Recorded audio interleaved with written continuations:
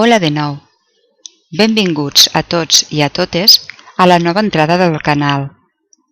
Avui començarem la llista de plantes medicinals més utilitzades a Occident segons el criteri de 3 fonts molt importants: el catàleg de plantes medicinals del Consell General de Col·legis Farmacèutics, el catàleg d'especialitats farmacèutiques, la base de dades del medicament i la parafarmàcia, el Consell General de Col·legis Farmacèutics i el vademècum de prescripció de fitoteràpia.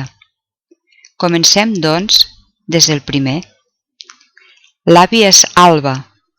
L'Abies alba, també anomenat avet blanc o avet comú, és un arbre que té propietats similars a les del pi.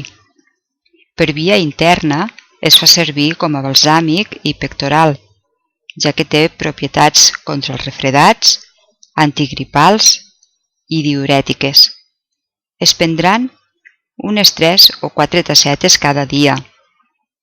Per via externa és cicatritzant i s'aplica sobre abscessos i tumors. Per via externa també, però amb friccions, es fa servir com a remei dels dolors reumàtics, gràcies a la seva essència de trementina.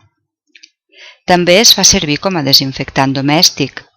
No obstant, s'ha d'utilitzar amb precaució, ja que l'essència de l'avet pot produir fenòmens al·lèrgics en algunes persones.